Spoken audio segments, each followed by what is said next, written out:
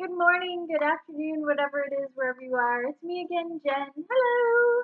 And it is Friday. Of course, it is also September the 11th, which is kind of a Memorial Day for many of us here in the United States. So, a little bit more of a somber note today on a Friday, but it is the head of the weekend. So, we will hope for a good card. We'll hope for a good weekend. And we are reading from the Goddess Tarot, which is a tarot deck that is written and illustrated by Chris Walder. And it is a deck that I've had in my collection for quite some time. So I'm excited to actually kind of play with it a bit more than I usually do. And so without further ado, let's see what card we have that takes us into the weekend. Oh, beautiful. Okay, so as I've mentioned before, I know the kind of court cards and the major arcana in this deck much better than I know the minor arcana because I typically use this more as an oracle deck because they are such large cards. If you can see, they're like almost the same size as my poor little hand. So this is a major arcana card, and I do know a little bit about this card on a more extensive level with the mythology and things like that, other than just the typical, hey, it's a major arcana card and it is fortune.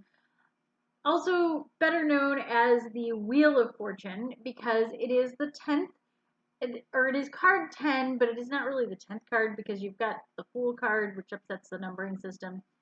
Anyway, it's card number 10 in the major arcana, the Fortune card or Wheel of Fortune card, which it is better known as. And the goddess that they've chosen to represent the Wheel of Fortune is Lakshmi. And again, please forgive me for any mispronunciations of goddess names that are not in a pantheon that I fully grasp on a day-to-day basis.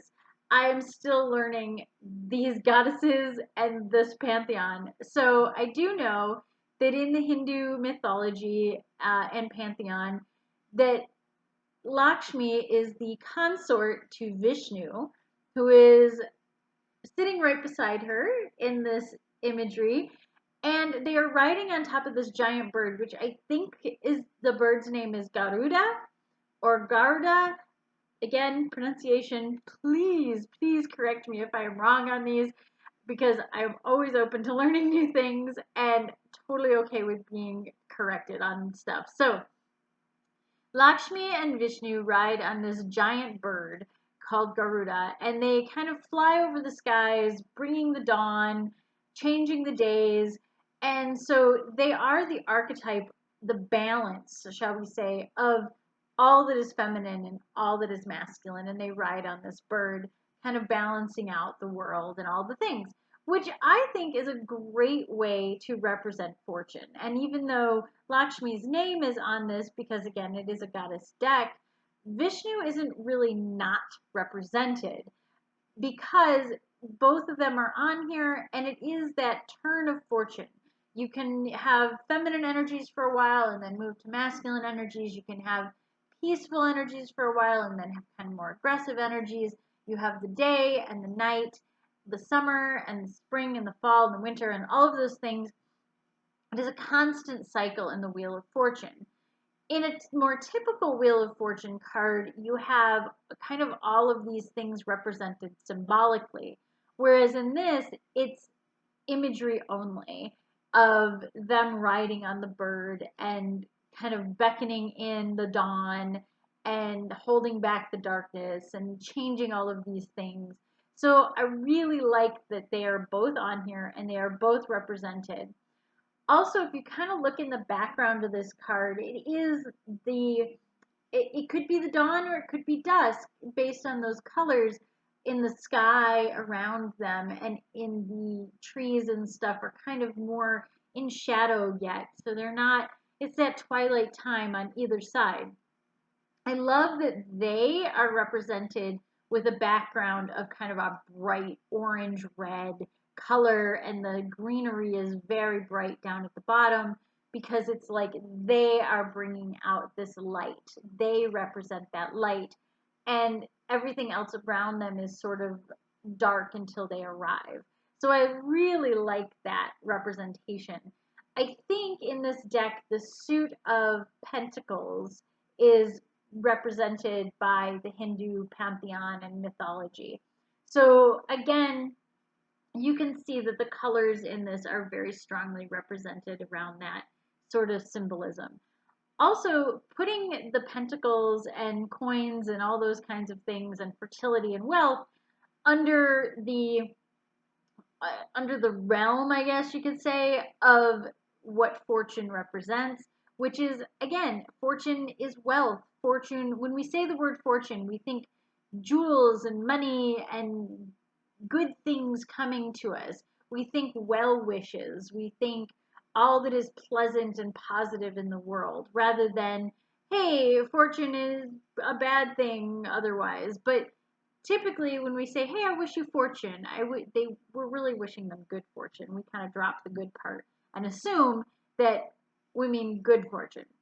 And in this case, that is what fortune still means in this card deck. And I would say that one of the strongest representations in this is that that bird itself is bright green and there is a gold behind it. So greens and golds are fertility, greens and golds are wealth, greens and golds are monetary representations as well.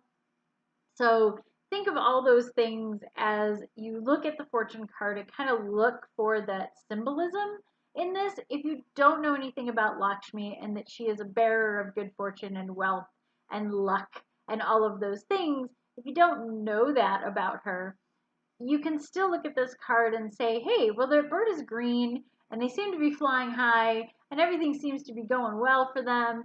And there's definitely a balance, and the sky is bright and gold and beautiful, and there's not a whole lot of clouds, just kind of fluffy white clouds in the background, but it's nothing bad.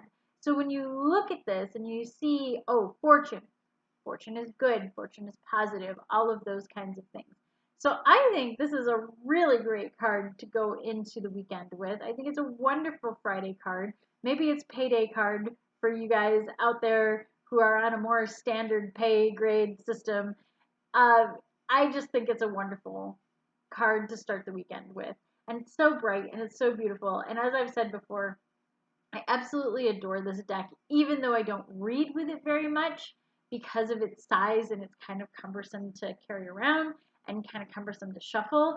But the imagery is absolutely gorgeous. And I absolutely love learning all the little tidbits about the pantheons and the mythology that surround these goddesses and kind of the culture of the world they come from. Because if you look, you can see that their style of dress is very much in that Indian style with the beautiful silks and the beautiful golds and the crowns and the beads in her hair. And I think she's even got like the nose ring and things like that. You can see it more in her hair, that she's got like these beads in her hair and all the beautiful bracelets that are on her wrists and things like that. All of this represents wealth and opulence and good things and good fortune. So I hope you have a wonderful weekend with this card as the center of it all, and good fortune kind of rains down upon you. Maybe not in the same way that things might rain down under Garuda. Yeah, that was a poop joke. Anyway, this is what I'm ending with on my Friday. So, as always, please leave comments below if you have any questions or any comments, or if you want to correct me on any of these things. Totally open to learning. And as always, take a look at the links in the description below, and you can check out all the other cool stuff we do, because Mondays are, of course, Tarot Cafe, and lots of cool stuff is happening in there. We've got all kinds of interesting things. And I will see you on Monday. Bye!